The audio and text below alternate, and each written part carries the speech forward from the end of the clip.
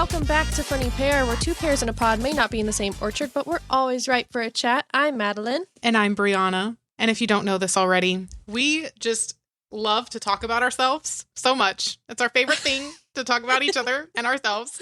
So we're doing just that again today. Yep. It's the whole reason we started this podcast. We were like, we love to talk about ourselves. We love to yap. So let's record it and let other people listen to this, because this is some good stuff. The people need to hear this. Yeah, it's important for sure. World changing, life changing information. Life changing. Like, for example, did you know that the song Your Idol from the movie K-Pop Demon Hunters, there's a section of the song that sounds exactly like the Shark Tank theme, which I saw a video of someone comparing the two today.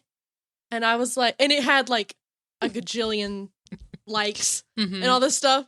And everyone was like, oh my gosh, I didn't know that. I didn't know. And they posted it like today. Wow. I commented and I said, I'm not saying Funny Pair figured it out first, but I'm also not saying that. Period. You should have reposted our thing on top of that. Like, what the heck? Wow. I'd be like, I'm not saying we figured that out like weeks ago, but like, where have y'all been? Catch up. See, we don't just talk about ourselves. We bring you news. Yeah. We bring you a history lesson. Yes. A history lesson. A history lesson. A history lesson. Oh, man. Yeah. Yes. But, oh, man. On a serious note, we are fascinated with the idea of personalities and personality types and how everyone is so different, but also can all be put into like 9 different categories. And it's like, that's so me. It's kind of crazy. Yeah. I mean, like last episode, we went on a whole tangent just about how the brain works. So. Yeah. So hold on, that's my left temporal lobe. And where does frisson start? I don't remember. I forgot. I forgot about that. Yeah. So anyway. Oh my gosh. Okay.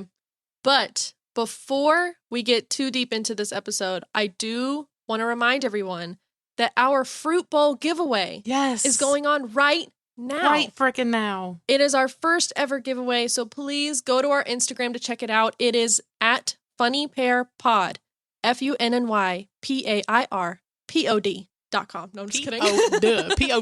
P-O-D.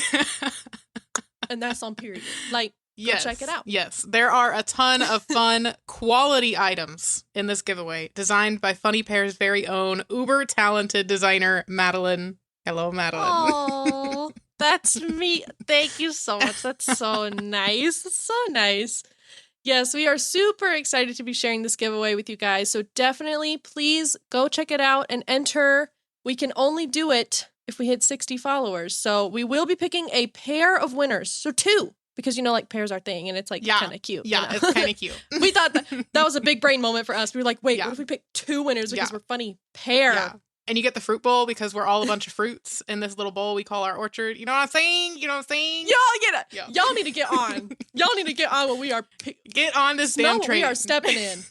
Oh, my God. We're on another level. Y'all need to catch up. Another level. I'll reach out my hand to you while we're running in the train car. Like, you're running to try and catch up. I'll hold out my hand to you, but that's all I can do. If you're not going to catch up, then you're not going to catch up. That's all I'm saying. So we will be picking a pair of winners so that you have a double chance of winning. You have 2 shots. Yes, 2 whole shots. 2 whole shots. And just to note, the giveaway will be closing on December 17th, so you have a little bit of time before we need to hit our little 60 follower goal. We're currently, what is it? Like 26 followers away or something? So we're pretty close. We have 33 followers right now. Okay, so 27 followers. So we need 27 of you guys to come out here, go to our Instagram, follow it, do it. Yep. I'm so freaking excited. So please go check it out. Yes. All right. Okay, let's get into it. So. Yep, let's dive in. So we're really interested in personalities. Well, I don't know if y'all ever heard of it, if y'all been living under a rock. I don't really know. But there's this thing called an Enneagram test. How many times have we done this thing? I've done it at least probably twice in my life total.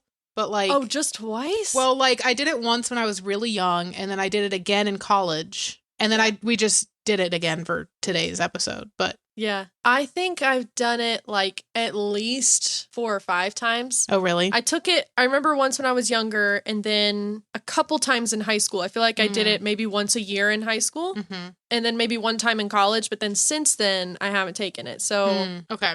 I feel like I've taken it at least 4 times. Okay.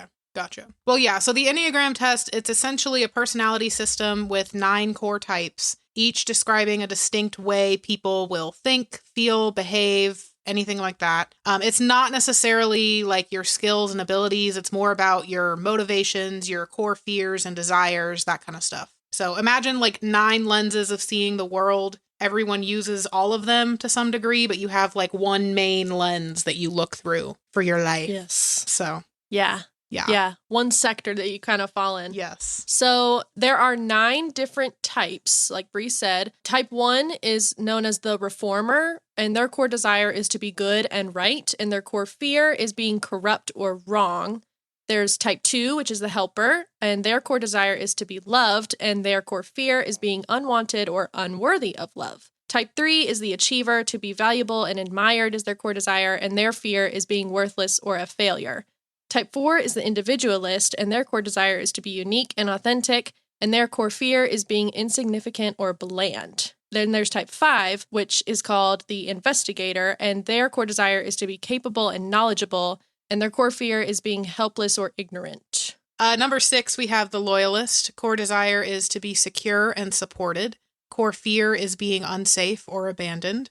Number 7, the enthusiast. To be happy and satisfied. Core fear is being trapped in pain or boredom. Number 8 is the challenger. Core desire to be independent and in control. Fear is being powerless or controlled. And then we have number 9, the peacemaker.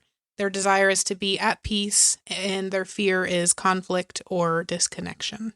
So the test works essentially like this. You're given basically a set of statements that's usually between like 50 to, it can be up to like 100 different statements on various rating scales. For example, a question could be, a statement, I tend to be more optimistic than cautious. And basically the test measures is a strength of identification with each type. So you rank your answer from strongly disagree to strongly agree to each statement. And then your top score is your probable core type. You can also get possible wing types, which is basically your type's, like your number's neighbor on the Enneagram circle that also helps influence you. Your wing type is also sometimes your instinctual variant, which is basically how you express your type in self-preservation, social, or one-to-one context. So it's like there's your home base, which is your main one, and then there's your wing type, which can come out in certain scenarios or is just kind of an influence that is also a part of your main type. So what is your existing Enneagram type, Madeline? Not that we've ever talked about this before. Right.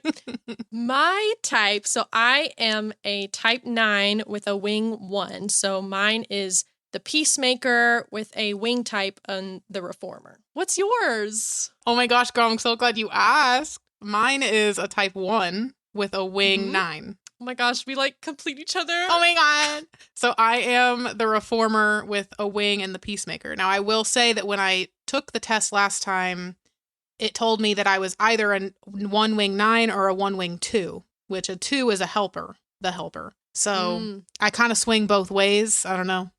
I guess it's my swing both ways. Yeah, pendulum. It's my divergent nature. I don't know. Oh But my anyway. God.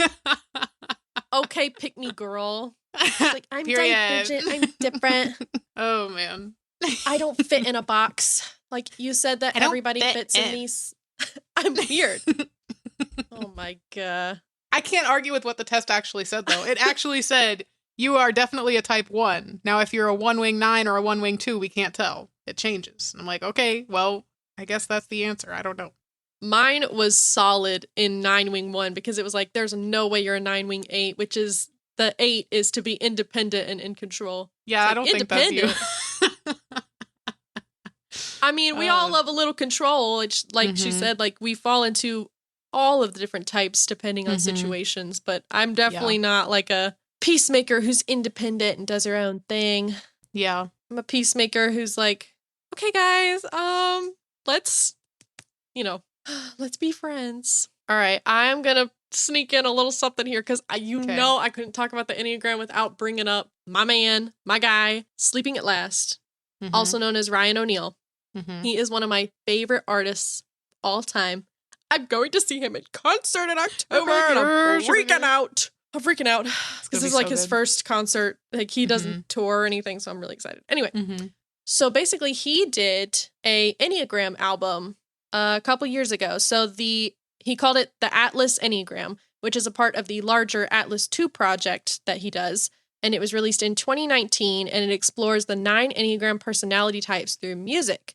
So the album contains 9 tracks, 1 through 9, each representing a specific type's emotional world. So each song tells the redemption arc of its type, showing both struggles at the lowest and the beauty at their best. He also included, I thought this was so cool, audio fingerprints in each song. And basically he included small sound clips and integrated into the song from friends or family who identify as that type. And he also had guest artists for each track who were chosen because they shared the same Enneagram type as the one being portrayed in that song. Wow. So it's got like a ton of Easter eggs in it. He has a podcast as well, Sleeping at Last podcast, and he goes through each song, breaks it down, goes through all of the fingerprints and the people that he brought onto the song. It's so cool. Y'all go check that out. But yeah, listeners often felt that the songs deeply captured what their types, like, core emotional truths were. And many people say that the song feel like they were written directly for them. I definitely feel that way about type 9. I will say Ryan O'Neal is also a type 9. So he wrote for his own like type, Enneagram type. So I don't know, but I love mine. So basically this was more than just an album. It was more like a musical exploration of human motives, fears, growth. And yeah, it just really invites listeners to reflect on themselves and others in like a deep emotional way. And so if you guys want to go take the Enneagram test, we'll link it in our show notes, the one we took. Y'all go take your Enneagram test, figure out which Enneagram you are, read all about it, but then go to Sleeping at Last Enneagram and listen to your Enneagram song and see if it really relates to you. Let us know if you think, or even let Sleeping at Last know. Be like, hey, Funny Pair Pod sent, told me about your album. I'm a type 3 and this is so me. Let us know. I'm really curious because I love personality types and this was like right up my alley. I was like, you're doing a whole song breakdown and you have all these Easter eggs and you talk about all the, it's just so good. So good. I've never listened to my song, so I'll have to go listen to it. Go listen. Oh, it's so good. I'll have to listen. I listened to the whole album doing my notes. Really? Yeah. We did retake the test for this episode. Yes, we did retake the test for this episode. So I think what we're going to do is we're going to start with breaking down our existing types and kind of get into the nitty gritty of what our types are. And then we'll reveal to you at the end if our types changed or if we're the same. Ooh, I'm nervous. So do you want to go first or do you want me to say my research first? You go first. I just want to know that whole spiel. Okay. Let me see here. Let me pull up my page. Hold on. Okay. So, personality type 1, wing 9. I also wrote down personality type 1, wing 2, so that we can kind of talk about both of them. But what is a 1? Well, a number 1 is my main drive as a number 1 is to live with integrity, improve yourself and the world, and be good according to your immense sense of right and wrong. Okay. My core fear is being bad, corrupt, immoral, or defective. Oh my God, the defective hit me so hard. I was like, shit. That actually, shit, damn. You said that and like, my eyebrows like went, whoa. I read that and I said, defective. Oh. Okay. Okay, honey boo. Got it. Okay. Core desire is to be good, virtuous, and have integrity. Some of my strengths, according to my personality type, is having high standards and ethical compass, being organized and dependable, a strong sense of fairness, self-discipline and follow-through, and commitment to improvement in terms of self and systems and so on and so forth. Check. I feel like that's me to a T for the most part. That's it. Biggest challenges, this is also me to a freaking T, let me tell you, honey boo. So, perfectionism, always feeling like something isn't good enough. Very harsh self-criticism, Impatience with mistakes in yourself or others. Okay, tendency to repress anger until it leaks out, which is also very true for me. I tend to not. I try and talk about my stuff, but sometimes I'm just like, it doesn't matter. Just let it go. And then anyway, okay. And then feeling responsible for fixing everything, which is also like, damn. Dang, Gina. Damn. So that one really got me. And then I went into each of the wings and kind of what it adds or the potential struggles it could add to my personality type. Mm-hmm. So for wing 9, the peacemaker influence, what it adds to my personality is it makes me more easygoing, patient, and adaptable than a typical 1. It gives me a stronger ability to pick my battles instead of needing to correct everything, which is, I would say that's true. Like number 9 is coming in hot for me with that one because I just said like tendency to repress my anger until it leaks out. Yeah, I tend to move over things until whatever. More diplomatic in delivering criticism, and then able to create a calm, steady presence. Yes. Some potential struggles would be that I may avoid conflict to keep the peace even when something does need addressing. I can procrastinate or numb out instead of tackling uncomfortable tasks, and a risk of quiet resentment building if you suppress your frustration. Okay. In daily life, I just did like a quick little sentence. So basically, you're likely a calm reformer. So you want things to improve, but you may try to make change without ruffling any feathers. And you're more tolerant of others' paces, like more tolerant of others' people and their time it takes to process things and stuff. Yeah. Which I also think is very true for me, you know? So I'm like, okay. So far, number 1, wing 9, sounding pretty accurate. On the freaking money. But then just to get in the wing 2 a little bit, so what this one adds, this is the helper influence, right? So what it adds is it makes me more openly warm, friendly, and relationship-oriented. A desire to help others improve, not just in systems or processes. And then heightened emotional awareness of others' needs. Potential struggles could be that I can become overly involved in other people's lives, feeling responsible for fixing them. Risk of tying self-worth to how much I help or how appreciated that I feel. And then I may struggle to set boundaries since helping feels right, which I feel like all of that is also true. So I don't know.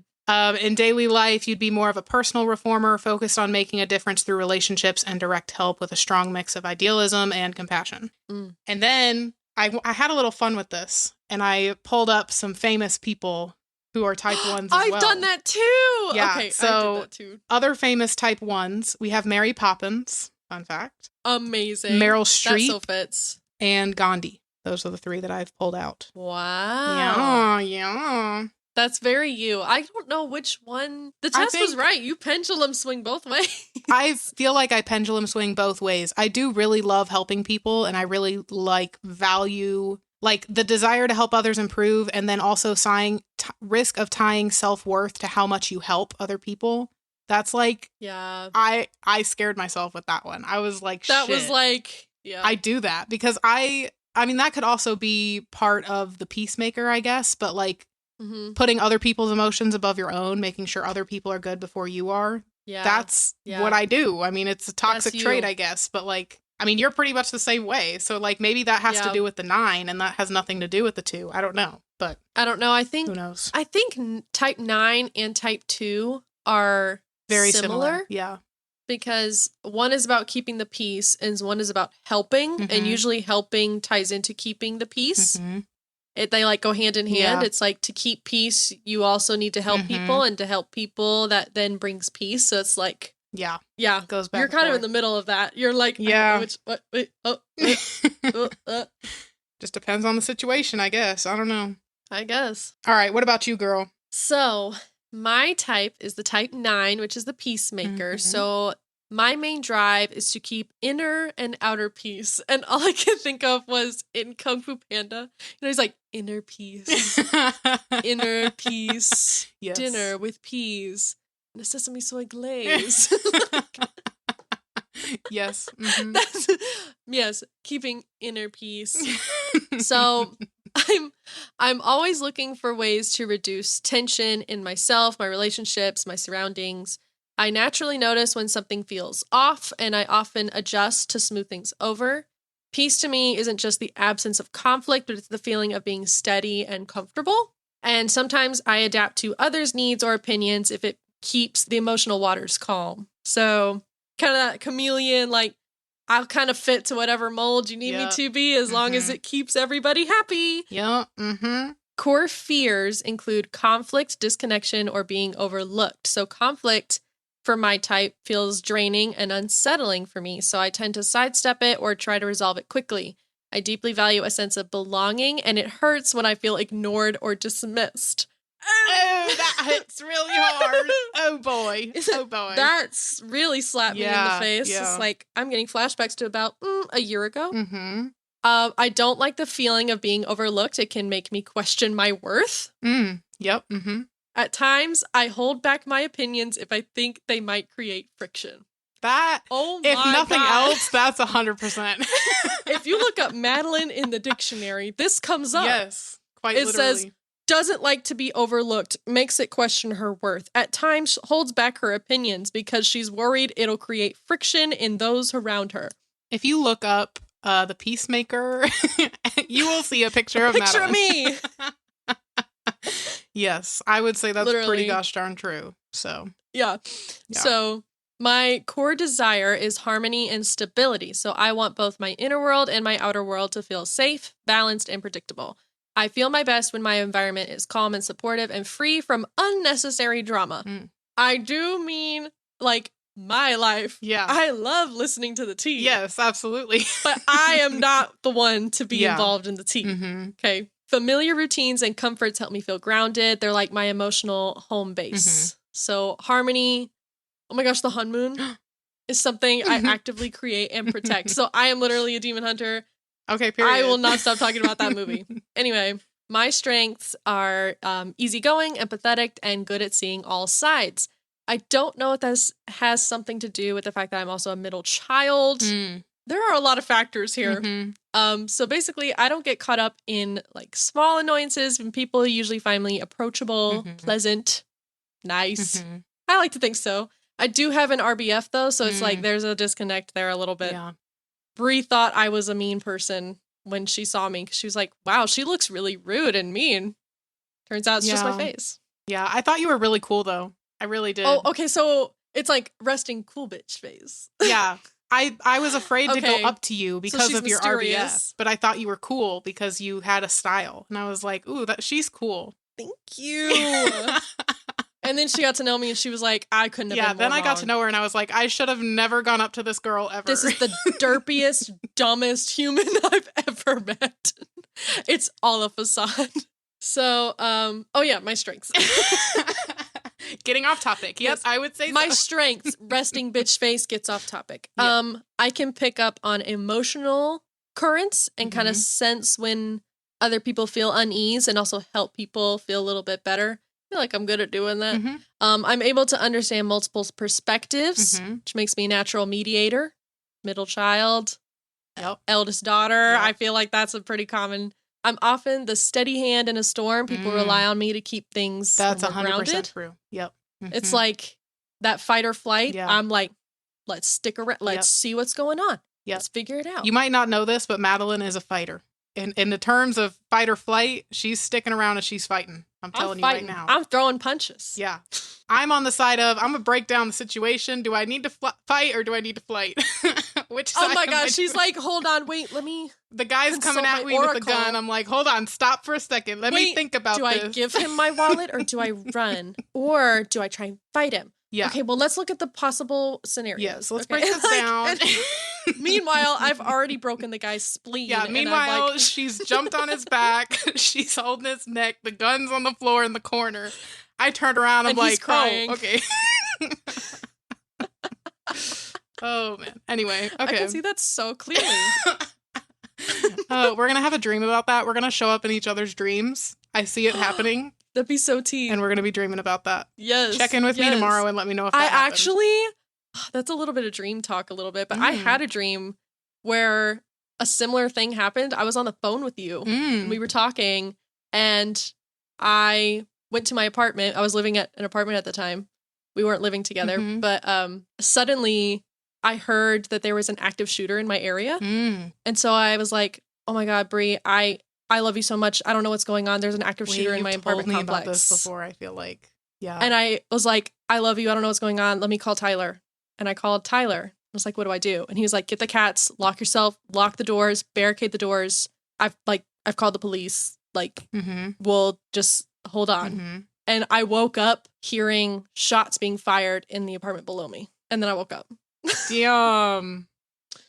Yeah. Damn. Like real shots fired? Yeah. Like a gun. Tell me you live in America without telling me you live in America, right? Yeah. Jesus. Anyway, where was I? Oh yeah, my strength. Getting off topic. I think we already established that, honey boo. We established that. Sorry, I'll go really fast with the rest of this. You're fine. So some challenges that I have is avoidance and over accommodation. So sometimes I avoid or downplay problems, hoping they'll just go away. I can go along to get along, even when I feel differently inside. And when I merge too much with other people's preferences, I can lose sight of my own desires, which is so true. Okay. It's like, what do I even think? What do I even feel anymore? And I sometimes underestimate how much my calm presence shapes the mood of those around me. Now, my wing, I'm a wing 1. So that brings in the reformer, right? So like that drive to be good, do what's right, stick to my values, which is in conflict with my challenges a little bit because I also am very like, okay, I'll sort of merge with other people and blend in. But inside that like do what's right kind of thing, it's like I'm going to blend in until it gets to a certain point and then I have to deviate from you a little bit. Like stick to my values. Doing the right thing matters to me as much as keeping the peace. So I'll keep the peace for as long as I can. But if it goes against my core beliefs, that's when I'll pivot. So my core fear in that is like kind of being corrupt or wrong. I don't want to compromise my principles or be seen as careless or unjust. When I make a mistake, I'm my own toughest critic. I feel uneasy when I sense disorder. And sometimes I worry that if I don't do things the right way, something will fall apart. Oh, Lord. And then my core desire is like order and improvement. So believing that small, consistent improvements can make a big difference in the world around me. My strengths is to be purpose-driven, a strong moral compass, and try to be someone that others can trust to help keep that peace. And people know that I'll keep my word and follow through with what I promise and that I'm conscientious. So yeah, basically my type 9 keeps me calm and easygoing, but my wing 1 makes me a little bit more structured and intentional.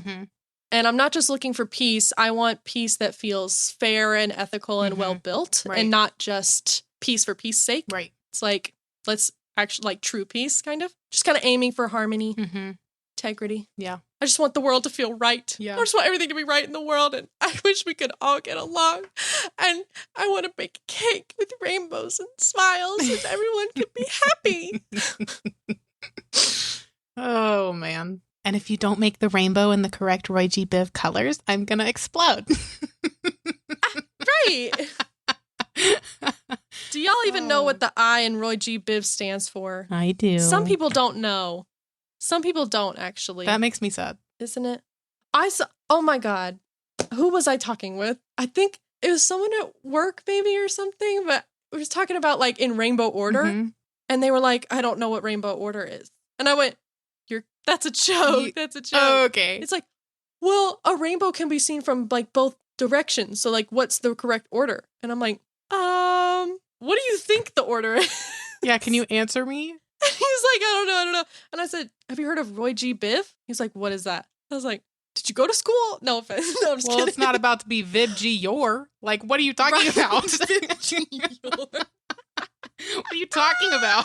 She said VIB-G-YOR. What? Who taught you that in school?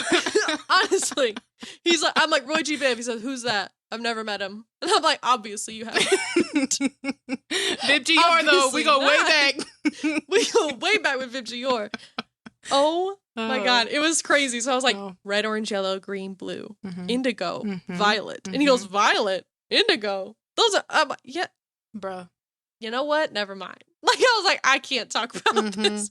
You need to go look at this up yourself. Yep. Sometimes I can only lead a horse to water, but I'm not going to, I can't teach you how to drink said water, bro. But you need to kind of learn this on your own.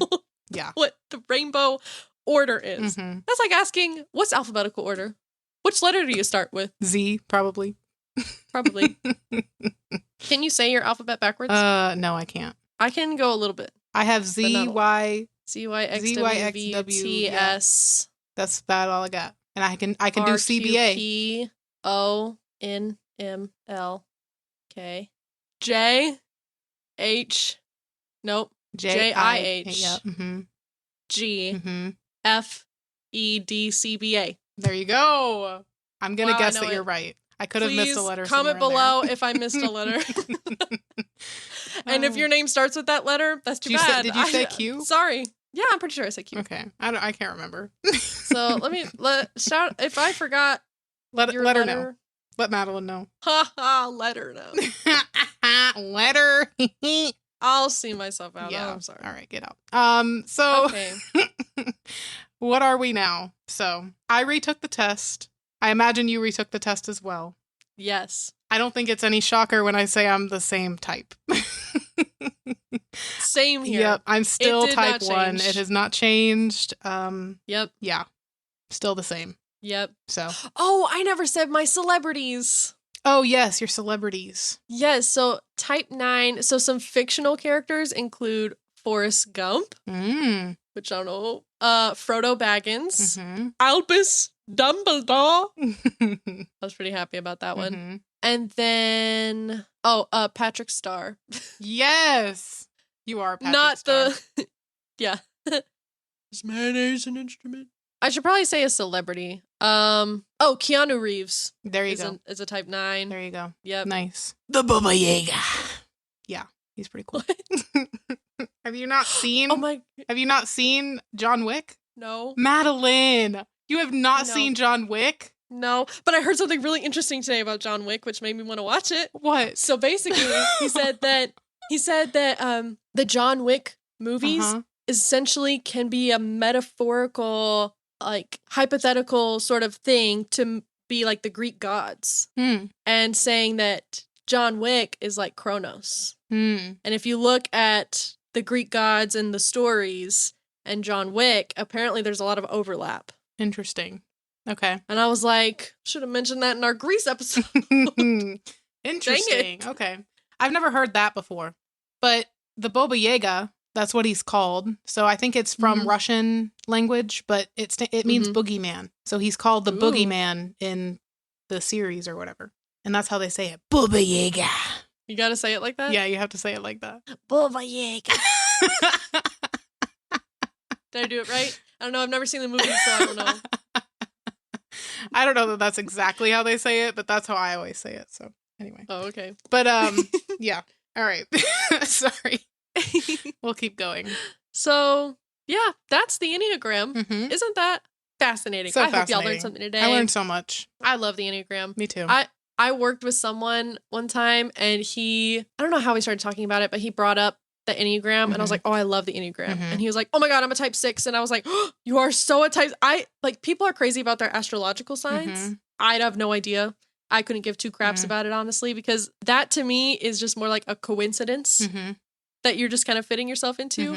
This is like an actual, like, based off of a test that you take that takes your answers and analyzes it to give you something that reflects you.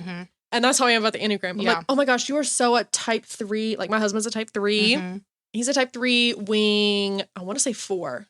Type 3 wing 4. Yes. So, but yeah, we were working, and he was like, yeah, I love the Enneagram. And I told him about the sleeping at last thing. And he was like, oh my God, I love his stuff. It's so good. And I was like, oh my God, finally someone who is the same freak as me on this. Like, yes, I love it. Yep. I love it. I love it. He was great.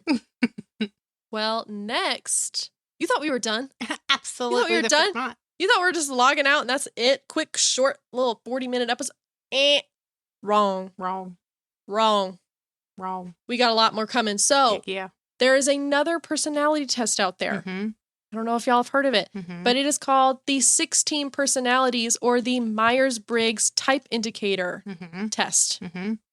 This test essentially sorts people into 16 distinct personality types based on 4 pairs of preferences that influence how you perceive the world and make decisions. Yeah. So you've got the 4 preference pairs. So you've got pair. Sorry. You The have 4 preference pairs TM. Yes. So basically you have extroversion versus introversion. So an E or an I. Sensing versus intuition. Thinking versus feeling, which is a T or an F. Judging versus perceiving. And then, basically it's going to give you those letters in a series of 4. You get what I'm saying? Mm-hmm. So, yeah. Yes. It's essentially kind of like where you get your energy from is the E and I, either from people or alone time. Mm-hmm.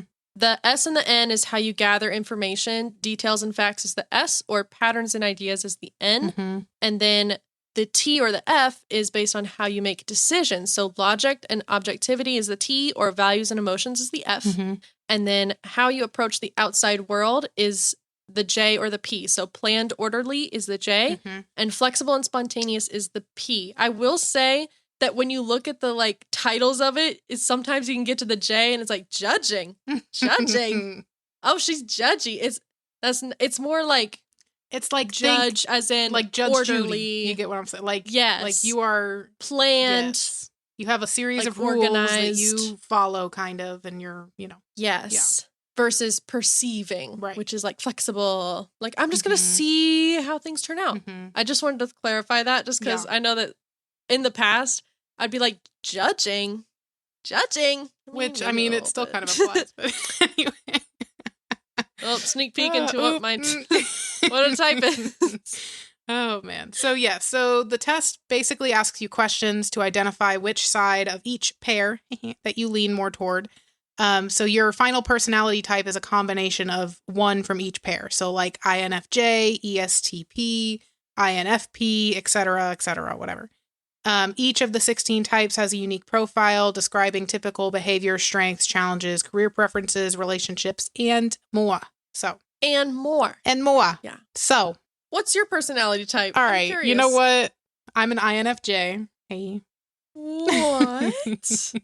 What a coinky What a coinky dink. So am I. Wow. I didn't know that. What's your personality type? Oh, well, they complete each other. We kind of balance each other out. Yeah, well, what's your outward personality? Oh, we're the same. Yeah. You remember how all of these episodes we keep saying that we're the same person? Yeah, because we're both an INFJ, because I'm a 1 wing 9, she's a 9 wing 1. We're the same. We're the same. This is literal. This is what do we factual evidence. Science. That we are literally the same person. Yes. Science has proven Testing has proven that we are the same person. So should we get genetically tested to see if I think we should. I wonder if we're related. Are we clones? I wonder if we're related. Wouldn't that be tea? That would be actual tea. What if we're like 4th cousins or something? Oh my god. All right, next episode we're going to do what's it called? 23andMe? Or 23andMe or the what's the ancestry. Oh, yeah, we're going to do our ancestry test and we're going to see if our great grandmothers were sisters. Yep. Wouldn't that be so cute? Oh my god, if we were actually cousins, I think I would cry. I think I would actually burst into tears. I would actually cry and be so excited. Oh my god. Okay. Anyway, so INFJ. Yeah. So why don't you tell them what the I and the N is, I'll tell them what the F and the J is. Does that sound okay? All right. Yeah. So INFJ is known as the advocate. That's like the title, if you will. So the I stands for introversion. So basically you recharge by spending time alone or in small groups, aka introverted people. Yes. Don't like talking to people. Except, we do, but it's like, yeah. All right, I've had enough talking. Yeah. I need to go be by myself. Really, like an introvert and an introvert make the best friends because they can recognize each other's batteries, so to say. And they can just recharge together, but they're not actually whatever. Whereas if it's an introvert and an extrovert, not saying that it won't work, but the extrovert could wear out the introvert and they would need time apart to be able to recharge. Whereas introverts then the extrovert can charge together. feels neglected. Right. Yeah. You know what I'm saying? So. Yeah, I know what you're saying. Yeah. And I was going to say something. Oh no, it slipped my brain. Oh no. Oh, also, I think some introverts, I'm going to say 90% introverted, but there may be some situations where somebody is more introverted than me and I become the extroverted introvert. Because it's like, okay, you're obviously not going to like say something. So I guess I got to say something. Yeah. Granted, in our in our relationship, if you will, that's going to be you. Yeah. That's going to be you because they like look at like somebody asks us a question, I turn to Brie like it's like going to the doctor's office with your mom. I'm her mom. And she turns to me like, so how are you feeling today? So, I don't know, Mom, how do I feel? Mom, Brie, how am I feeling today? So she's having some diarrhea. Her Mom, nose is a little runny. Don't say it like that. I told you that in confidence. That has nothing to do with. Oh my gosh, that was one time at the pool. Oh man, no, and they're like, so when's your birthday? December 16th. Thank you. Oh geez. No, I will say I am an introverted extrovert, which I feel like exists. Like I'm so introverted. I'm not really one to talk to people or introduce myself or whatever. Yeah. But once you get to know me, I'm like kind of extroverted. I'm out there. I'm crazy. Yeah. I'm jumping off the walls. I don't know if you would agree, but I feel like I'm an introverted extrovert. So absolutely. Yeah. Absolutely. I think that's also like who you're comfortable with. Yes, I think so. Tyler can attest to this, but a few days ago, you would have thought that I had accidentally gotten into a stash of like crack cocaine or something. Because I was bouncing off the walls, batshit crazy. Like I was speaking in tongues. No, I'm just kidding. I was like speaking in accents. I was hopping. I was like, I'm gonna get no, not really. But I was bouncing off the walls. Yep. At one point, I was like, I'm gonna do a cartwheel, and you just hear him from below going, "Don't do a cartwheel." I said, "Imagine if I did a cartwheel down the stairs," and he was like, "Please don't do that." And then he comes upstairs, and I'm like, I need to get my energy out physically. Can you help me do a handstand?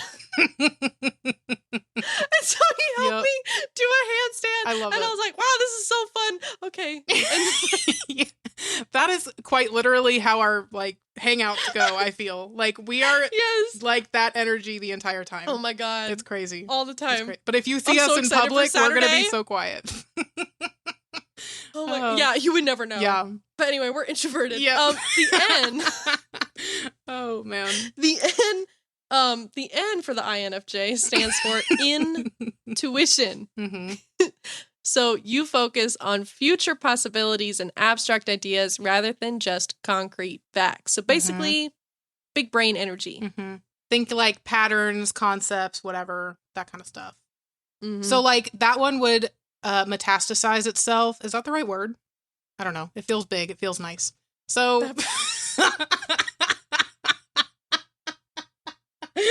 that's what she said.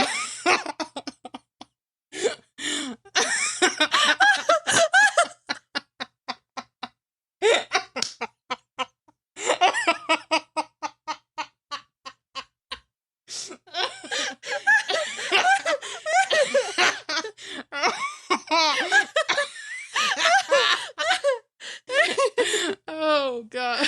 Oh my God.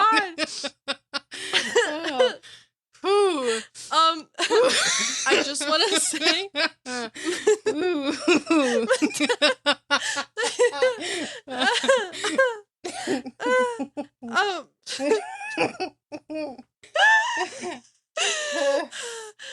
oh God.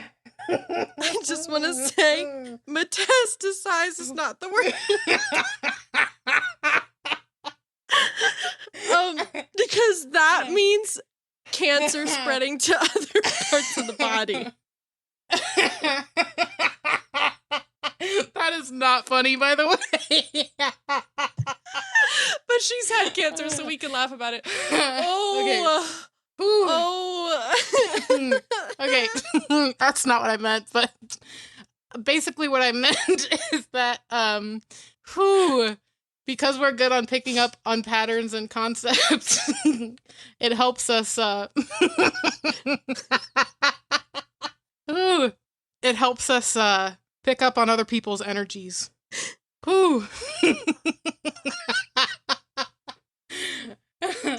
Oh my god, I can't stop. I'm actually clock crying. that tear right there.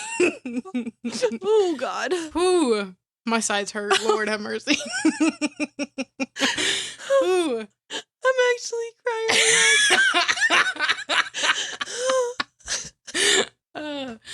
Ooh.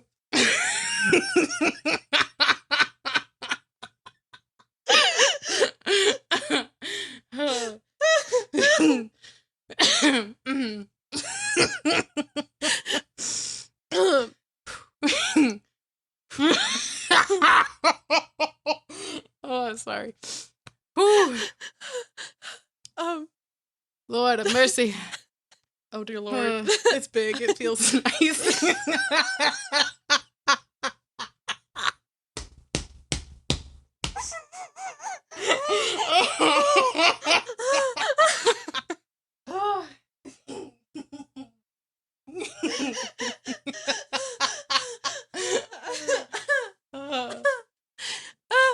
I literally have tears streaming down my face right now. Oh no. Oh dear Lord. Sweet Jesus. My mascara. Oh no. All right. So what were you trying to say? I was trying to say... forgot what you were trying to say. I was trying to say that because we focus on patterns and concepts for the intuition, we are better at picking up shifts in the people that we care about. Yes. Meaning, like, okay, yes. if their vibe switches real quick, because we know their pattern, if their pattern goes off for a second, we know like that there's something going vibes? on. Yeah. I can so sense a vibe. Yeah, I'm so Like, good at sensing a vibe. People can say, like, oh, I'm fine. And I'm like, I stare into their eyes and I'm like that what's bothering scene in you? Inside You can Out tell me. 2 when Disgust analyzed that girl's face. Yes. And she's like, here to here, here to here. Yeah. And they were like, it's so subtle. How did you tell? It's like, obviously, Because know I these pay things. attention. Yeah. Open your freaking eyes. Okay. All right. I'm a breeze through these next ones. So F is feeling. We make decisions guided by our personal values and empathy rather than pure logic. And then judging. We're not judging. I mean, sometimes we judge, but we're not judging. I mean, but we right. prefer structure, organization, and closure over leaving things open-ended. So some key characteristics of INFJs. So they are typically known to be idealistic and insightful. So they often see deeper meanings and patterns that others might miss. And they care deeply about helping people, which ties into our Enneagram. They're also a little bit more private and reserved, tying into that introvertedness, but they're also warm and caring. So it's like private, but like still nice. Highly empathetic, attuned to other people's emotions. Also, visionary planners. That's so true. Clear sense of purpose, work towards goals. And then INFJs are also more creative. Yeah, they are. Passionate about creativity. So, yeah, I also had on here, just to add to what you had, that we can balance compassion with a surprising level of determination when pursuing a cause. Nice. Value authenticity and meaningful connection over just like surface level friendships. You know what I'm saying? Yeah, that's all I got. So I also had some strengths and challenges. I don't know if you had those. I do. So I'll go through a couple strengths that I picked up on. So some strengths of the INFJs include a deep understanding of people, situations, a strong commitment to values and ethics, an ability to inspire and motivate others quietly. So it's a little bit more on the side. It's not so in your face. Right. So those were the strengths that I had of us INFJs. I had empathy and insight. So you sense people's emotions and motivations very quickly. Visionary thinking. You see possibilities and future implications that others could miss. You're very purpose-driven. You want to work and relationships to have big meaning. And organized idealism. You pair big ideas with a plan to make them happen. And then deep listening skills. People often feel safe opening up to you. Yes. Which is 100,000% true. Yes. Yes. Yeah. Which is so interesting, too, because I'm so introverted that I feel like I don't, like sometimes I feel like I give off that RBF sort of presence because I'm so quiet. But other people, without me even inviting anything, they'll start to like unload things or talk about things that I have not pried about or tried to like, you know, try and get them to open up. They'll just open up to me. Yeah. Yeah. And I'm like, what is it? That's so interesting. Cause I'm like, what is it about our presence that invites that to people? Yeah. I'm not saying that's a bad thing. Right, I'm just absolutely. genuinely curious because I'm like, in my head, I'm just quiet and maybe this is what it is. We are both, you probably mentioned this, but like we are good listeners, but there's a difference between being a good listener and being like an attentive listener. Like an active listener, yeah. Active listener kind of thing. And I feel like we're both really... We're really in tune to that, yeah. Yeah. And I guess those subtle cues just like... Yeah. Stack help up. people just to... Yeah. Do you think you would rather be somebody that people feel safe opening up to, or would you rather not know? Yeah, I would rather, as I am, like people open up to me because, like we said, we can sense vibes. We can sense when people are off. And so I want you to tell me what's going on because I have a little bit of that problem solving thing of like, okay, not quite how can I solve your problem, but you offloading it onto me will probably alleviate a lot of it. And we can talk through it and we can help get to a certain place where maybe you feel better about something. And that's a great way to put it. Like, instead of me trying to help you solve your situation, it's me trying to help you feel better. Yeah. So I would rather you tell me how you're feeling. And everybody is going to have a different way of making them feel better. That could just be having somebody listen to you, you know? And then it's like you're not really doing anything. You're just... And innately, by somebody telling you something that's that deep about what they're feeling or whatever, they feel closer to you. So it's like you're forming a relationship without saying any words. You know what I mean? That's beautiful. Wow, thank you. Thank you. That was really deep. Wow. Anyway, but I don't know. That's, you know. Yeah. I think I would definitely want people to open up to me. Like, I love that part of my personality without trying to be that person. You know what I mean? Yeah. So it's instinct to do that. But you know what else is crazy? Let me tell you, this is some inward thinking right here. But what else is crazy is that you can give other people advice, but you can't give yourself advice. Shit. Yeah. Like I am so good at telling other people how to help themselves, how to not feel this way about themselves, whatever. But I can't follow my same advice for some reason. Yep. Can't do it. I hold myself at a higher standard. Exactly. You could tell me how I'm supposed to feel, and I might still not believe you. I'm not saying that as in, like, I don't appreciate the words and I'm not listening to you and whatever. That's not what I'm saying. I'm just saying it as, you know that I've thought the same way. And yet the words are not processing in my head. Yeah. You know?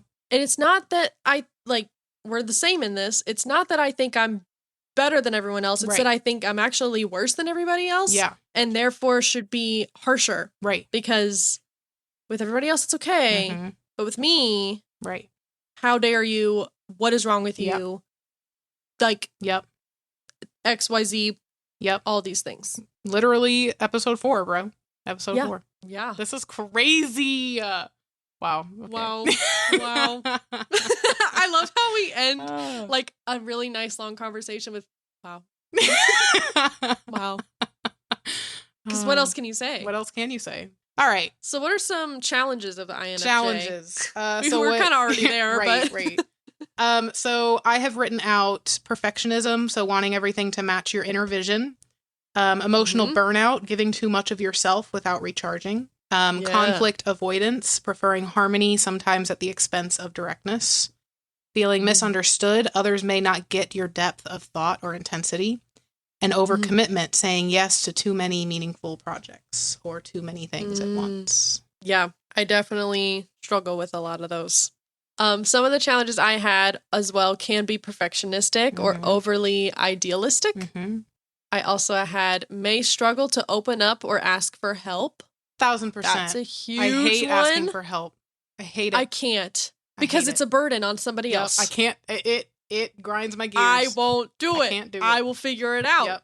I will suffer to make it happen. Like, not sleep for 48 hours to figure it out myself. Yep. I'll always offer my help to somebody else. Absolutely. Like, you need even help if with this? I'm struggling with something, I'll still offer you help. Drowning. I'm over here drowning. Yep. Like, barely put my head above the waves. And I'm like, are you okay? Yeah. I'm like, it's okay. Just climb on my shoulders. I know you're struggling. Just climb on my shoulders. Come here. I can handle it. Yep. Like, that is so mean. Yep. I also had sometimes prone to burnout, and then can be sensitive to criticism. Mm-hmm. Yeah. I think I sent you this video that was like, when my boss tells me one thing I could improve on in the nicest way possible, and it's like, maybe I am disgusting.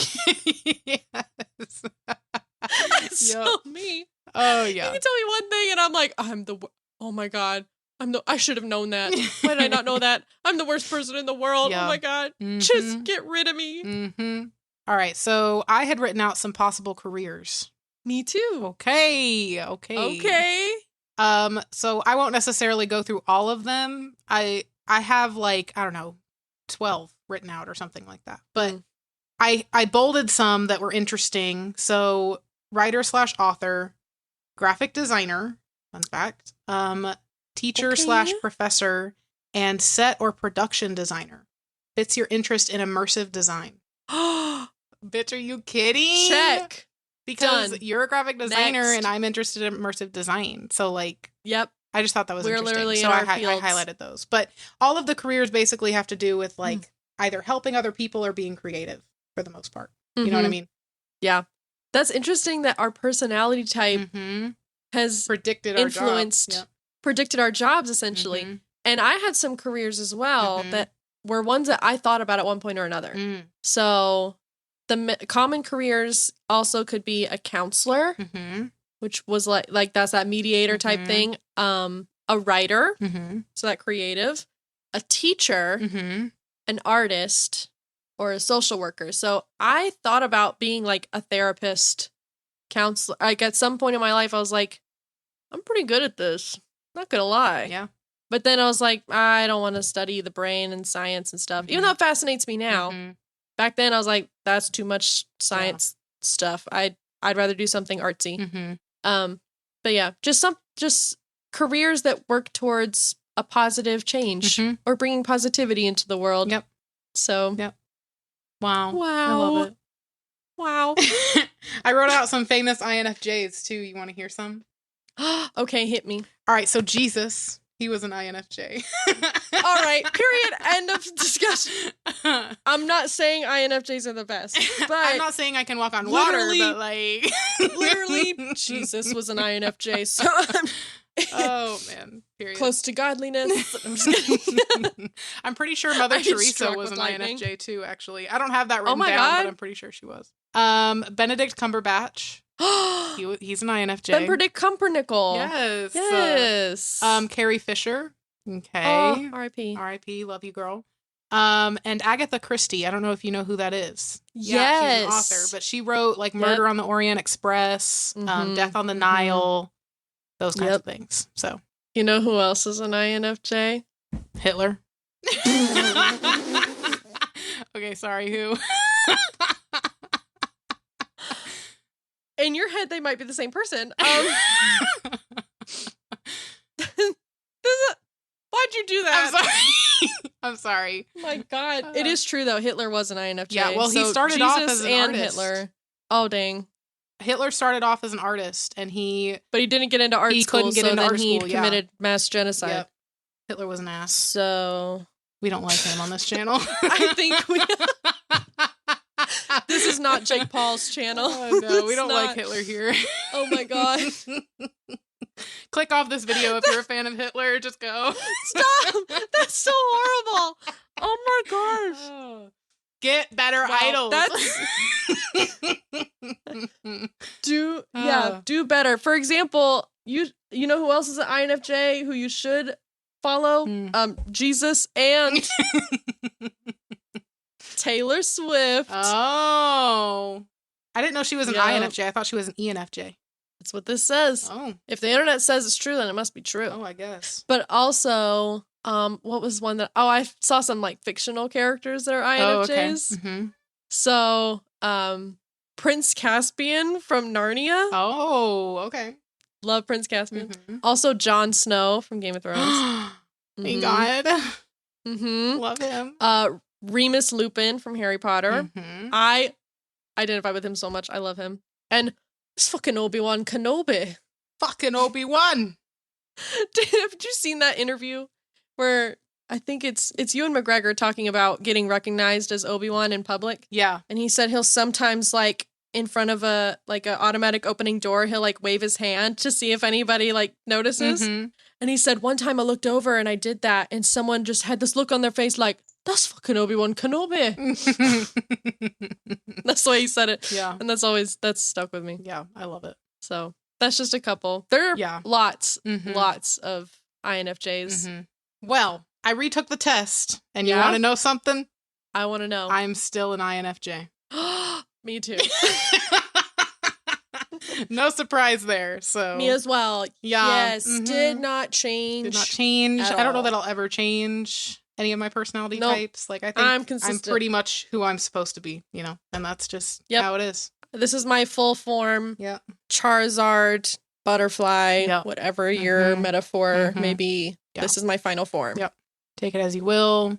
I have metamorphosized. I have metastasized. I have metastasized into my final form. I feel like that's a thing. No, I still have the tab pulled up. It says, of a cancer spread to other sites in the body by metastasis, which metastasis means the development of secondary malignant growths at a distance from a primary site of cancer. That's what it means. There are no other definitions. It is, you look it up and it says cancer, cancer, cancer. Okay. I look it up and it says I can't say the word. In a linguini context. In a Luigi board context.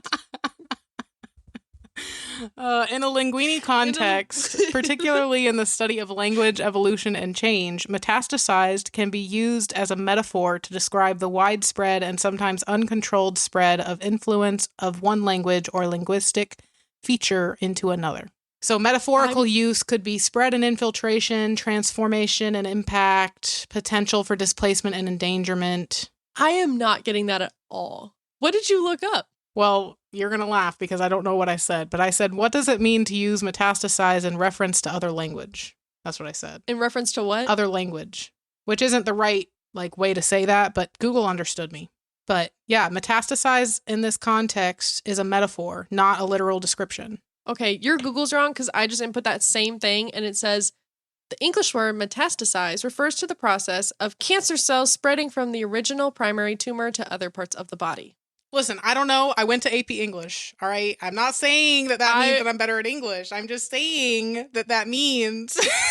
I'm saying I was also in AP English, you twit. And my mother is an English teacher, so... Okay, ask her. Can we call her right now? I'm calling my mother.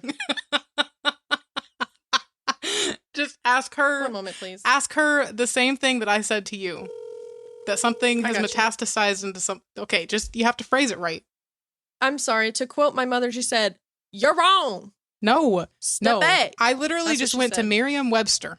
Okay? Oh, we can trust Merriam. Who trusts someone? First of all, what kind of name is Merriam? Didn't she literally Gay-ass create name. or publish the first dictionary? Listen, all right? Metastasize is a verb. I don't know. You don't even know what metastasize means. Metastasize. So I doubt you know what Listen, Linda. Listen, Linda. Okay, metastasize is a verb, and it means to spread or grow by or as if by metastasis. Metastasis. Okay, so it means to spread or grow. All right. If you look up examples of metastasize in a sentence, just scroll down on that page. This is what it says. That anxiety metastasized into an existential terror as political rhetoric became another kind of highly transmissible airborne virus. Then we have accelerated by social media and a generative AI. What once took months to build can now metastasize in hours. Then we have what Lynn crafted. That all of these comments were made within the last 5 minutes by random names, so it's probably you. What do you mean 5 minutes? I see Madison Bloom from Pitchfork from 17th of July 2025. Then I see Felicia Jackson from Forbes.com from the 11th of July 2025. Then we have ArkansasOnline.com 10 July 25. I'm sorry. You have what? We have Arkansas. I said Arkansas to be funny. Yeah, what Lynn crafted in the 1980s has metastasized into a cultural operating system. None of those relate to cancer.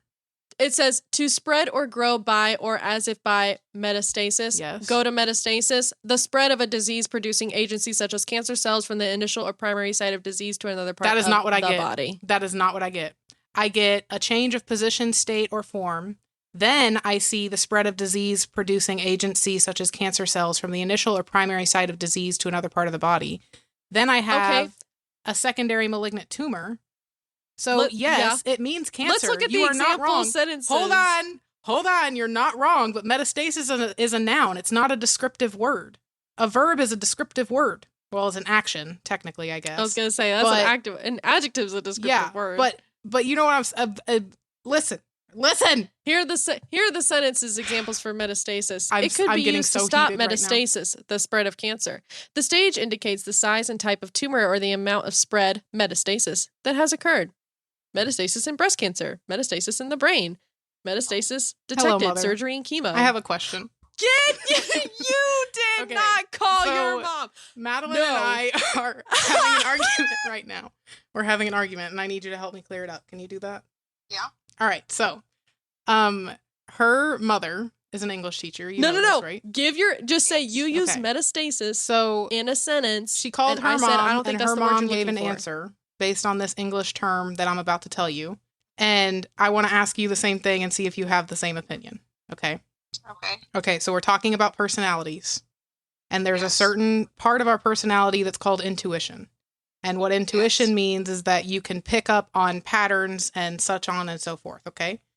So what I said to her was the ability to pick up on patterns has metastasized itself into being able to analyze other people's shift in patterns and make you like pick up on that and whatever, okay?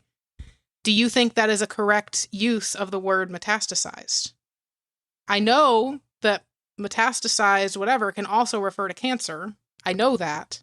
But would that be a correct use of the word outside of cancer? I would have to say no. What do you mean? Because Period. What do you I mean think no? Period. metastasize Thank you, only for Jennifer. cancer. Thank you. I'm texting your mom right now. I'm so upset right now. Why Madeline wins? Yes, Mom, Madeline wins. I'm pissed. It's fine, though. I know you love your other daughter more than me. It's fine. Okay, hold on. She's texting. I have to see what she said. She probably said, thanks for telling me I'm right. Close. Well, What did she say? Go ahead. Tell me. What did she say? She's laughing. Go ahead. Tell me. What'd she say? Just tell her she's welcome. Fuck that. What'd she say? I need to know what she said. I need you to tell me. I don't think she wants me to tell you. This is so unfair. I'm so angry. I'm so angry right now. Okay, I'm gonna leave now. I'm sorry, but metastasize is not the right word. I'm leaving. I'm hanging up. Love you. Bye. Okay, love you, bye. She's fucking wrong. She's wrong. She's so wrong. I'm not. Listen, we have pulled in 2 outside sources. Neither of them are experts. Tyler. I'm so Hey, pissed. Tyler. No, I'm done. Can you answer I'm something done. for me? I'm done. Okay, that's true. Okay. So I basically said I was right. But he said that it can be used in terms of physical cancer cells, but also it's typically meant in a negative way, like a metaphorical cancer. Cancerous, negative, bad spreading of things. Listen, bro. I don't know. I don't Thank you, know. honey. I'm pissed off. I'm angry. So hold on. Let's dive into this and what this means in your personality. So what was it that type 1 struggle with? And You've actually given me like such an identity crisis that I'm about to go cry myself to sleep. Like I'm that pissed off right now. I'm so mad. I'm so mad that nobody agrees with me right now. No. I'm so mad. I'm like You're Tinkerbell not getting red in the actually. face. I'm so mad. You're not mad. I'm not actually gonna cry myself to Oh. sleep, but I'm actually like so frustrated that nobody has agreed with me. I'm actually so upset. Are you mad that we don't agree with you, or are you mad that you're wrong? I know that metastasize means cancer. know- I know that. But it also means to grow. That's To grow beautiful, and Katie. shift. I'm just saying. Okay. I don't know. In I don't my know. world, everyone's a pony, and we all eat rainbows and poop butterflies. Wow. All right. We need to move on. I'm frustrated. I feel the steam coming out of my Sorry. ears. I'm sorry. So the challenges of an INFJ, they can be sensitive to criticism.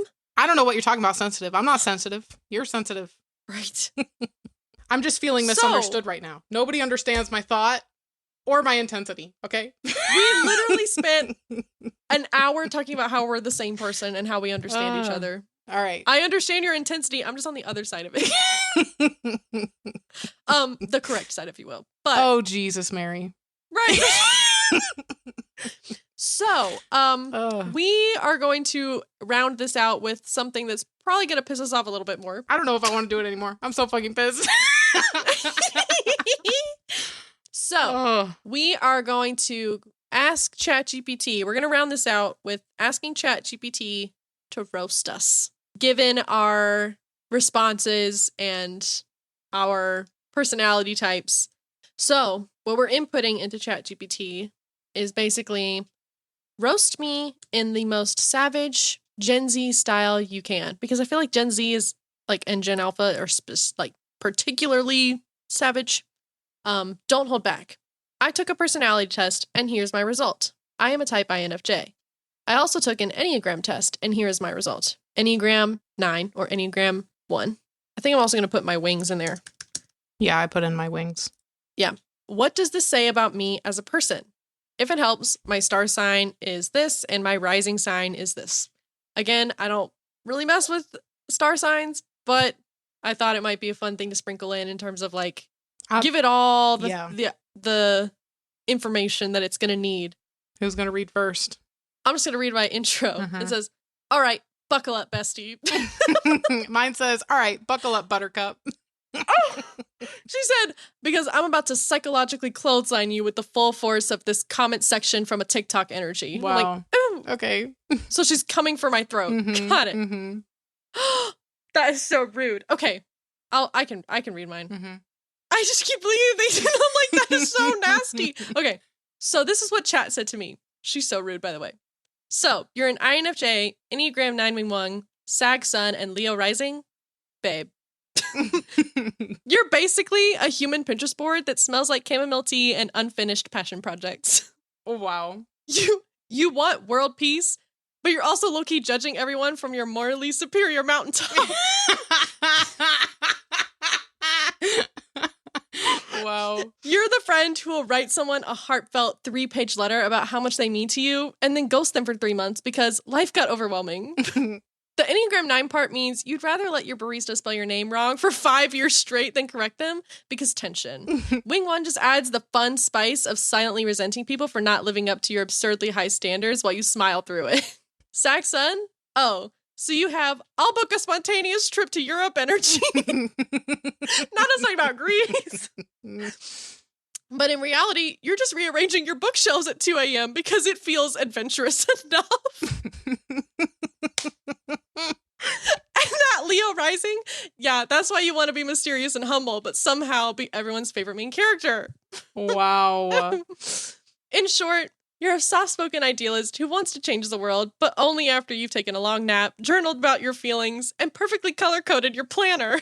You're the type of person to say, I don't like drama, and then accidentally become the emotional therapist for the entire friend group. Nice. Oh, I love that. Thank you so Thanks, much, chat. Wow. Wow. The one that got me was just, you're just rearranging your bookshelves at 2 a.m. because it feels adventurous enough. I love that. Wow. Well, I feel like mine isn't very roasty, but we'll see. We'll see. All right. So it says, buckle up, Buttercup, because you just handed me your entire cosmic psychological rap sheet and basically said, hurt my feelings, but make it aesthetic, which is not what I said, but that's fine. So you're an INFJ, Enneagram 1 Wing 9, Scorpio with Libra rising, which means you're basically the final boss of pretentious moral superiority wrapped in Pinterest core diplomacy. Ooh. You're the type to call someone out for leaving their shopping cart in the parking lot, but you'll do it with a gentle smile and a quote from Rupi Kaur because your Libra rising wants to keep the vibes civil. Your Scorpio sun means you've got main character syndrome and side character brooding energy at the same time. You'll quietly judge people for their low vibrational behavior while secretly plotting the perfect clapback 6 months in advance. As an INFJ, you're convinced you're a rare unicorn soul that nobody understands, except every other INFJ who has also posted rare INFJ meme compilations on Instagram. And the Enneagram 1 part, yeah, that's why your group chats are 80% you correcting people's grammar and sending passive-aggressive, just checking in on this with a smiley face, emails. Oh my God. Which is me. But that wing 9, that's the part... that wing 9, that's the part of you that desperately wants to be seen as chill while internally screaming because someone put the forks in the spoon slot. Literally me. That pissed me off, bro. Basically, you're a walking don't mess with me, but also please love me energy field, armed with justice, aesthetic mood boards, and a grudge list. That has its own table of contents. Do you want me to break down what this combination really says about your love life and friendships? What? Because that's where it gets even more chaotic. Wow. Oh my God. Not it knowing about your shit list. Literally, I didn't even tell it. It knows. It knows. It knows. It knows. I'm just going to say the phrase, hit me harder. Yeah. Say less. Oh, you want career-ending levels of disrespect. You'll smile. You're Go ahead. Sorry. Sorry. Babe, you're basically God's soft launch beta test for a mystical wise soul, but the patch notes never dropped. You talk like you've got the secrets of the universe, but you're really just paraphrasing a quote you half remember from Tumblr in 2014. Your conflict avoidance is so intense, you'd let someone borrow $500, never pay you back, and you'd be apologizing for making it awkward if they brought it up. Yeah. Yeah. Mine says, I've got 2 lines. So it says, you're the type to tell people you hate drama and then manifest a full Shakespearean tragedy out of passive-aggressive texts and subtle Instagram story shade. Then you'll smile to someone's face, say, it's fine, really, then write their name in the burn book in calligraphy. Not them knowing you. Okay, if y'all don't know, Brianna has the most beautiful calligraphy handwriting I've ever seen in my entire life. I do love to write. She literally has perfect handwriting. And if she wrote down her shit list, it would be written in calligraphy with a color-coded table of contents, like literally key. Literally. Oh my God, that is so true. Mine says, yeah, the reason people think you're sweet. Yeah, that's the reason people think you're sweet until they realize your compliments have fine print and expiration dates. Okay, sorry, go ahead. Ooh, no. It says, you're walking, and then with sparkles, deep down, I just want to help people. While secretly hoping they realize you're too precious for this cruel world. Your adventurous sag energy is 99% in your mind. Like, you impulsively book a flight to Bali in your notes app. That Leo rising means you want to be mysterious and humble, but you still low-key die inside if your Instagram story gets under 50 views. That's actually me, though. I'm like, oh my God, not a lot of people liked my post. Like, like, do people even care about me? Mm-hmm. I'm trying to be mysterious. Yep. You're the human version of writing, just my opinion, though, after sending an 8-paragraph manifesto about how someone could improve themselves. You're both the protagonist and the background character, depending entirely on how much energy you have that day. And deep down, you know you're not misunderstood. Mm-hmm. You're just bad at texting back. Mm-hmm. You're the spiritual equivalent of a phone at 3%. Sounds deep, look aesthetic, but mostly just anxiety, and you're about to shut down. Oh, geez. All right. Something we love and hate. Or hate. Love or hate, sorry. I am going to try and keep this short, dude. Okay. I'm going to do my darndest. Mm-hmm. Bree, you're going to have to just bear with me. Oh, boy. And just suffer through this. I feel like I know where this is going. Because if you know what day it is that we are recording, it is August 12th. August 12th. If you're a Swiftie, you know why I'm freaking the frick out right now. So, basically, Taylor Swift announced TS12. Her 12th album, her 12th studio album, The Life of a Showgirl. Oh my God, I'm freaking the frick out. Mm-hmm. I just want to say, I am in my orange era right now. I don't know, just like things that are happening right now in my life. I'm like, orange is my color right now. obviously my funny pear orange right here. So I'm feeling more connected to orange just based off this podcast. TS12, her album, her color is orange for this album. Go Vols, it's about to be football time in Tennessee. It is also fall time, Halloween time, best time of the year. Also, my wonderfully amazing Jobs brand is orange. And I'm just like in all the orange vibes. So I'm just like, give me PMS 151 because this is it. Like, I'm loving this. But anyway, back to Taylor Swift. So basically, Taylor Nation posted 12 photos of Taylor from the Eras Tour shows in her orange outfits, captioning, "See you in the next era." And I was immediately like, oh my God, it's happening. It's happening. Honk, honk. I'm not clowning this time. It's happening. Then the Kelsey brothers have a podcast, and they announced that they are featuring a guest on August 13th with an orange glitter background. And I was like, oh my God, she's going to be on the podcast, and she's going to announce it then. Oh my God. Then there was a countdown on Taylor Swift's website, and it was an orange glittery background with a countdown to midnight, 12:12 a.m. on August 12th. So I was like, oh my God, it's all the 12s. It's TS12. It's happening. It's coming. And lo and behold, I set an alarm on my phone, went to bed, woke up about 5 minutes before 12:12, watched the countdown go, saw that it was like Life of a Showgirl, pre-order now. If you go back to the Kelsey's like Instagram on their podcast, she's there. She just was like, hello. And she's like, this is my new album, Life of a Showgirl. I'm freaking the frick out. So the podcast comes out tomorrow. I will probably have more thoughts next week. So I'm sorry, you're going to have to deal with this 2 weeks in a row because she's going to talk about it tomorrow regarding like album details. And I am just freaking the frick out. Mm-hmm. I could not think of anything else like all day. Mm-hmm. I was just, I love it. I'm so excited. I'm so excited. Mm-hmm. I'm going to wear orange tomorrow to celebrate. Mm-hmm. So this is all new songs, right?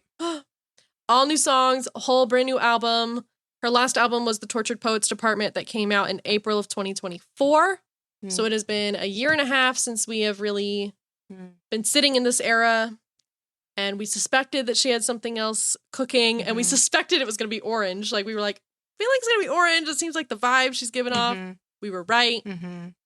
I see. So I'm just really on this orange train. Mm-hmm. And my Taylor Swift fan heart is on fire right now. And I'm very excited.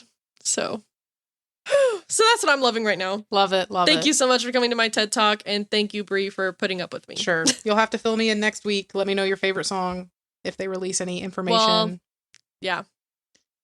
I know the album won't come out for a while, but if they like do we suspect October. Yeah, if they do like a pre-release, sometimes artists will do that. Like they'll put out a couple songs from their album before they put out the whole thing. Yeah. Like I think Conan Gray did that or something.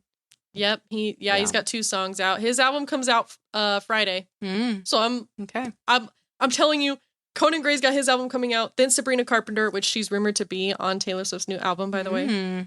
Why is that? Her album's coming out because in the 12 photos that Taylor Nation posted, it was all of Taylor in orange, and then the last one was of her and Sabrina. Oh, were they both in orange? And no, Sabrina was in white, but Taylor was in orange, and then Sabrina's website updated, and there's a date on a page that just says August 13th, 2025, which is tomorrow, which is the day the podcast comes out. I see. Which is when she's going to be talking about it. So I'm like, something's happening. Yeah. I don't know what, but it's something. Something's going on. Something's a little fishy around here. Yep. I've got a Taylor tingle, and it is going off. And I'm like, something is in the air. What are you loving or hating right now? Well, my something I'm loving is going to be a short one. So you told me a long time ago about a show called Yellow Jackets. Yeah. So I started watching it. I'm on like episode 4, I think. Yeah. 4 or 5, something like that. It's pretty good so far. It's pretty good so far. I'm liking the spooky vibes. I love a spooky vibe show. It's getting me into my Halloween era right now. Yes. I love Halloween. And unfortunately, I'm on the side of it has to feel like fall outside before I can truly enjoy fall. But this is kind of jump-starting me into the whole fall vibe thing. Yeah. So yeah, so I'm gonna watch that, and then I'll have to watch Wednesday because that just came out. Yes. And I haven't watched it yet, but I'm saving it for Halloween. And then at some point when we're together in October, we have to watch Until Dawn. So that's happening. Yes. And then I feel like there's something else that came out that's kind of spooky vibes. What was it? I don't know. I feel like there was something else that came out that was spooky vibes, and I want to watch that too, but I'm waiting until I'm in the spirit, you know. Right. Yeah. To kind of really get into it. Yeah. So. Yeah. Movies and shows and music and all the things, books, and my heart's so happy. My mom just messaged me and she said, Dad says metastasize is not the right word. It should be evolve or morph. Well, our tangent tally for the episode. What's our tangent tally?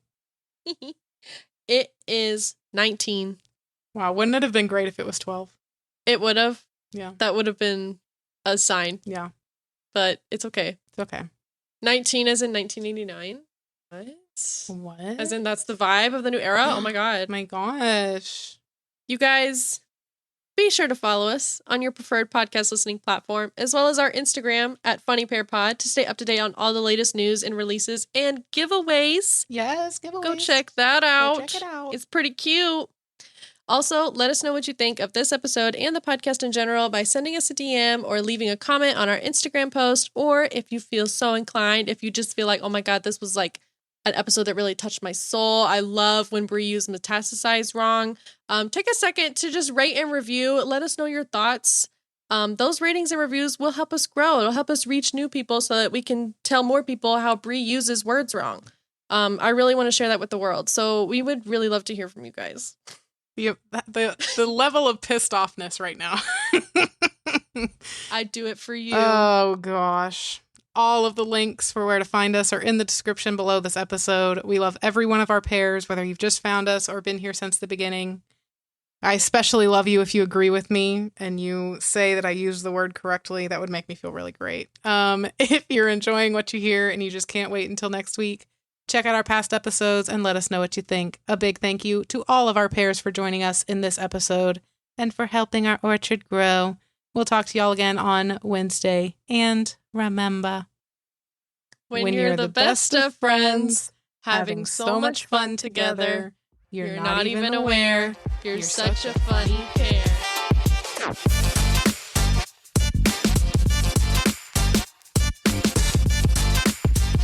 Mom, if you're still listening, I love you so much. Thank you so much for listening to this episode. But it's time to log off. It's time to log off. I will see you next week. Love you so much. Mwah. Are we still best friends after this episode? Did you have fun together? She's like, bitch, you're not even aware that this is about to become a solo podcast because I'm leaving. No, it was fun. It was fun. The best thing was when I said that it's big and nice. That was the best thing. I don't care that I used the word metastasize wrong. You said because it's big and it feels nice. Yeah, because it warrants the use of the following term, and it makes me happy. All right. You know what? Add it to the dictionary. You know what? Metastasize. I was just gonna say. You know what? We're coming up with a new. We're coming up with a new definition for metastasize. I'm writing it in my dictionary. I have a note. Yep. Don't worry. We'll publish the dictionary. Yeah, soon. Eventually we'll publish the dictionary. The dictionary. The dishwasher? The dictionary? The dictionary. Oh my god, we released it in the shape of a... I'm sorry. I'm done. That was wrong. Metastasized to... What? How did you describe the word? I think I said, I don't know, land? It's big and it feels nice. I think that's what I said. I'll say to grow. Also, it's big and feels nice. I love that. Do it. That's the best. That's a new definition. A new definition. Look it up on Urban Dictionary. Yep, look it up on Urban Dictionary. You know how they had all the sentences, like examples? Yeah. I'm going to put that in there. Okay, do it. Is Urban Dictionary a person, like, Hold on. we can edit it? Well, I was talking about Merriam-Webster. Oh. How it said, like, recent examples on the web. Mm. Like, can I add that? Oh. Be like... Yeah, I don't know. That thing metastasizes. It's big and feels Brianna. I'm sorry, that's the best word. That's like the best use of that word. I'm telling you right now. Oh my god. Brianna Funny Pair podcast, August 12th. Yeah. How to add to Urban Dictionary. I imagine you have to make an account. Yeah, probably. Nope, you could just straight up submit. Oh my jeez. All right. Metastasized.